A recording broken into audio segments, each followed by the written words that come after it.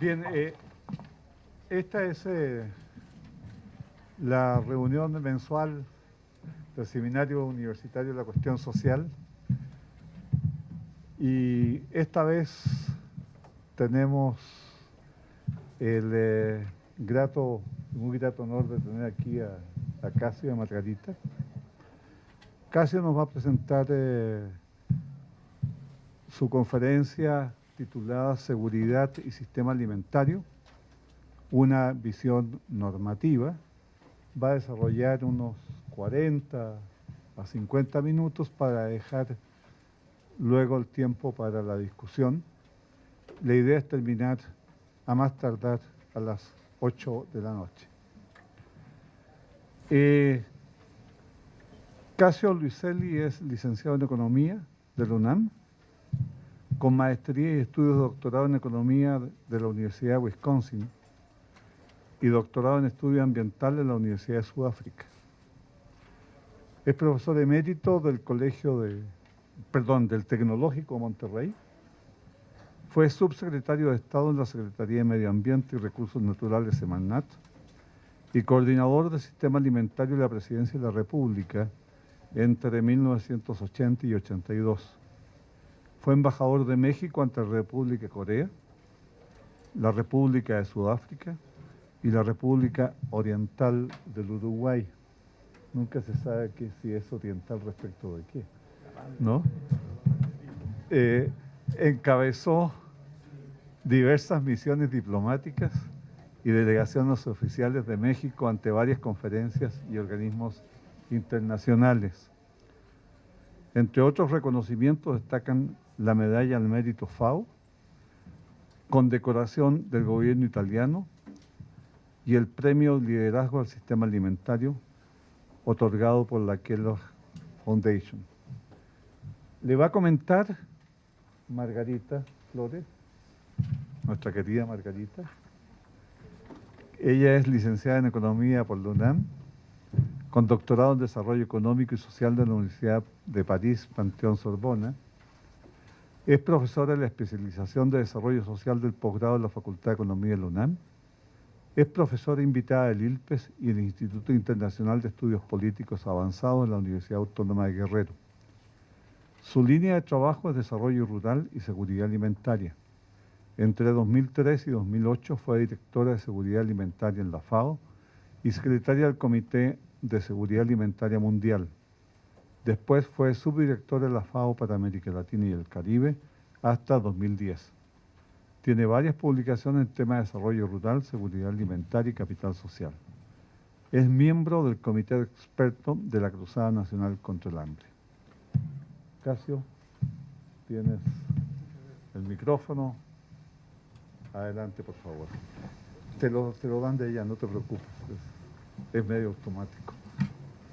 Bueno, pues, muchas gracias. Me da mucho gusto estar aquí. Un tema que abandoné por mucho tiempo y ahora me siento como el hijo pródigo que regresa a su tema. Yo voy a hablar de un trabajo en proceso. Yo estoy preparando un libro que he conversado con Rolando sobre el tema de la agricultura mexicana y tratar de enfocar también el tema de la seguridad alimentaria dentro del tema de la agricultura mexicana. Así que lo que yo voy a platicar hoy con ustedes es un avance, no es un trabajo terminado ni mucho menos. Debo decir que para el Instituto Interamericano de Cooperación para la Agricultura, el ICA, hice el año pasado un estudio de gran visión sobre la agricultura mexicana, un estudio diacrónico, no histórico, yo no soy historiador, pero sí me metí al tema histórico, fui viendo diacrónicamente las distintas etapas de la agricultura. Me sirvió muchísimo volverme a meter al tema y verlo en perspectiva histórica, obviamente con mucho más detalle, mientras más me acercaba a la época actual.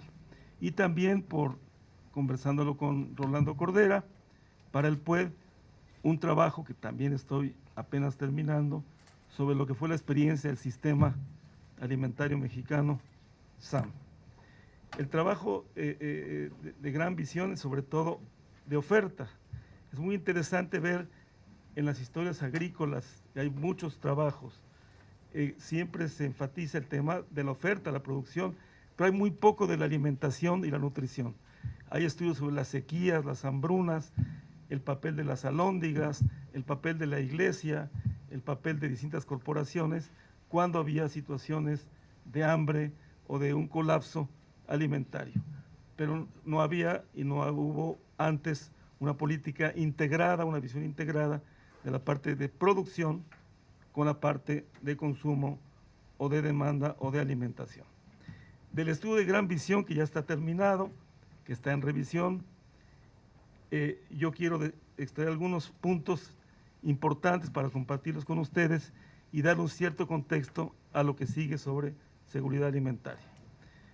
Lo primero y más interesante cuando uno observa a largo plazo la agricultura de México es la profunda huella del México prehispánico.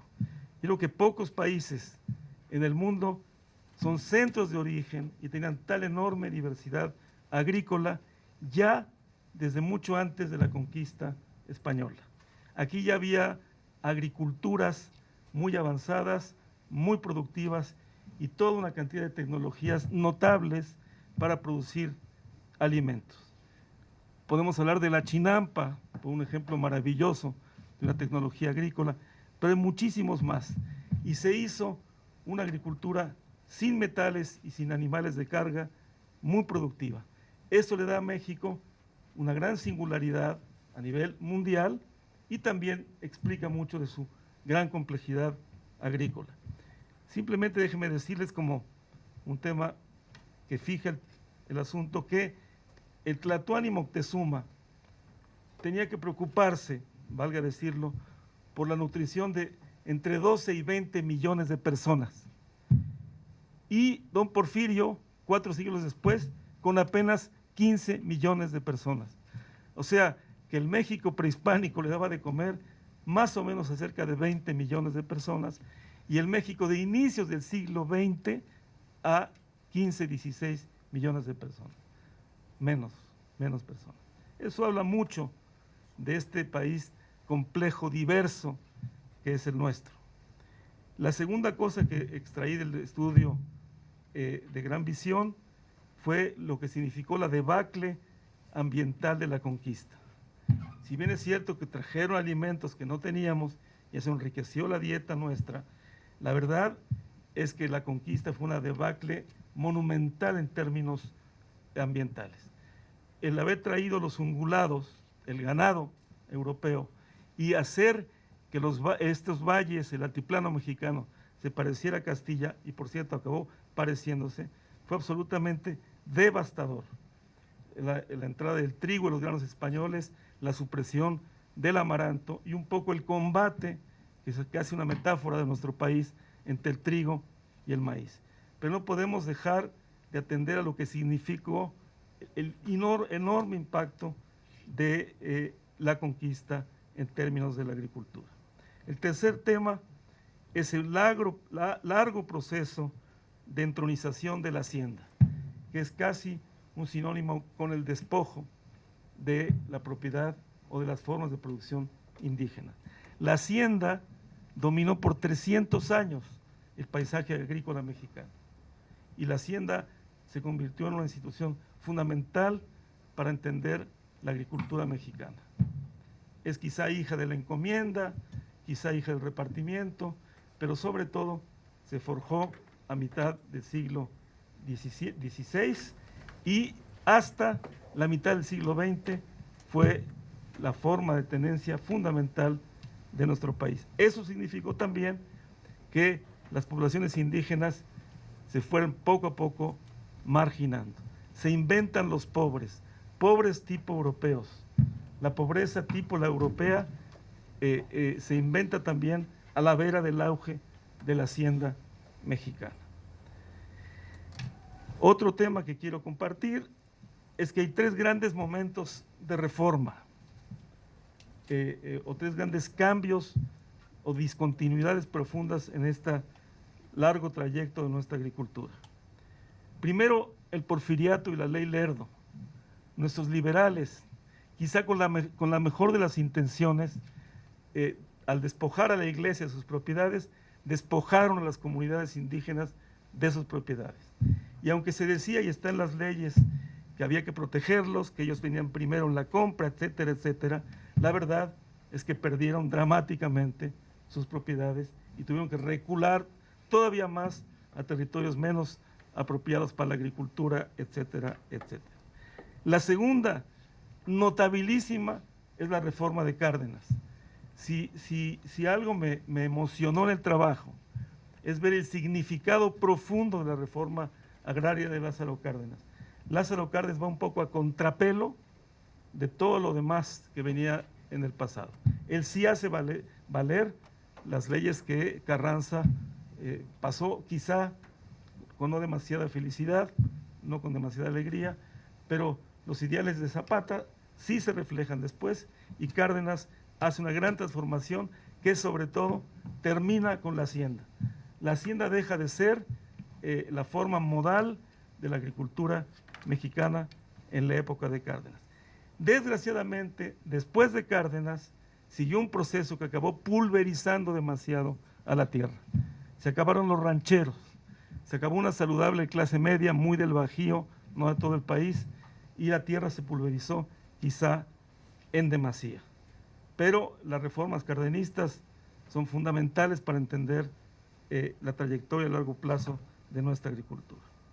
Y la última gran reforma es la del 92, la del presidente Salinas, porque también toca la Constitución y hace una clara y franca apertura de la economía y una gran desregulación de precios. Esos son tres momentos imprescindibles para entender lo que ha pasado en nuestra agricultura. Por ejemplo, yo trabajé en el SAM, pero el SAM fue un interludio, un pequeño episodio, afortunadamente o desafortunadamente, pero no tuvo el arrastre de este tipo de reformas que sí cambiaron la agricultura en serio de manera muy importante. Después de Cárdenas, o inmediatamente después de Cárdenas, de los 40 a mitad de los 60, se vive una época dorada de crecimiento agrícola en México. Nunca antes vista, antes tampoco, y nunca después tampoco. La agricultura creció rápidamente, jalada por una demanda urbana, pero tuvo capacidad de respuesta por la reforma agraria, por las obras de irrigación y por las tecnologías agrícolas, sobre todo las variedades de alto rendimiento que estaban puestas en los paquetes de estímulos a los productores. Esa época dorada de los 40 a mitad de los 60 se fue para siempre y no ha vuelto jamás. Hemos tenido pequeños momentos de auge, pero han sido golondrinas que jamás hicieron verano. A partir de los 60 hay una crisis, crece la demanda, se urbaniza el país y ya no somos capaces de recuperar el ritmo y ser capaces de darle al país los alimentos internamente. Se entroniza la bimodalidad, o para los que no les guste bimodalidad, la heterogeneidad estructural, donde un pequeño grupo de productores muy eficientes que concurren al mercado internacional y local dominan la mayor parte de la producción y una gran mayoría de productores viven en condiciones precarias de minifundio. Esto se entroniza en aquella época de la crisis y hoy sigue igual, a pesar de todas las reformas que se han hecho de los 90 para acá. Otro tema que hay que decir es que a partir de Cárdenas, el Estado pasa a ser el conductor, el piloto del sector agropecuario. En la época del presidente de la Madrid y del presidente Salinas se trata de quitar al Estado como piloto y no se logra. No se logra y lo que sucede es, no porque lo quisieran, porque no quedaba de otra, pero el Estado sigue siendo central y fundamental en este largo devenir de la agricultura. Déjeme hablar unos pequeños minutos sobre el SAM, que yo ahora lo veo después de muchos años como un interludio, como algo que llegó, era distinto, mucho contradecía lo que estaba sucediendo y se fue. Claro que era un México muy diferente en aquel año, los años del SAM, del 80 al 82. El país tenía 68 millones de habitantes, ahora tiene 50 millones más. Era un país mucho menos urbanizado que ahora, era un país más pobre, a pesar de que había en ese momento un auge petrolero, había una penuria fiscal importante, todavía era un México mucho más pobre y sobre todo una economía mucho más cerrada, donde la política pública agrícola intervenía en los precios y se valía intervenir en los precios, por lo menos en los precios de garantía. ¿Qué sí pasó con el SAM bien? ¿Qué estuvo bien con el SAM? El SAM tuvo una respuesta productiva rápida, inmediata. Creo que lo primero de todo, lo que es quizá más interesante a más de 30 años de distancia, es que por primera vez se integra la oferta y la demanda. Se analiza el consumo, se parte del consumo, se parte de necesidades nutricionales y de ahí se elabora una estrategia de oferta, de producción. Eso no existía antes y no ha vuelto a existir después, aunque a veces se dice, pero la verdad es que no. Esta estrategia producción-consumo, ustedes quieren producción, ingreso, consumo, tenía una visión sistémica, había una visión del sistema alimentario en su conjunto. Segunda cosa que creo que vale la pena, o que creo que estuvo acertada, fue poner en el centro a los campesinos pobres. Estaba diseñado explícitamente para los campesinos pobres de México. Otra cosa que estuvo bien es que se diseñó un paquete tecnológico asequible, no inventado por el SAM, inventado por otros estupendos programas del Estado mexicano, sobre todo el Plan Puebla, y hay que rendirle tributo a los agrónomos de Chapingo de aquellos años, que diseñaron un paquete sencillo, de rápido asimilación y que tuvo un impacto positivo en el rendimiento. Lo que hicimos nosotros fue amplificarlo, magnificarlo. Los distritos de temporal, que no existían, se inventaron entonces, y buenos trabajos del PIDER que se hizo también en aquellos años. El paquete simplemente contenía sobre todo semillas criollas, semillas mexicanas, y una pequeña institución que ya existía, no me acuerdo si de la época del presidente Echeverría o antes, el PRONACE,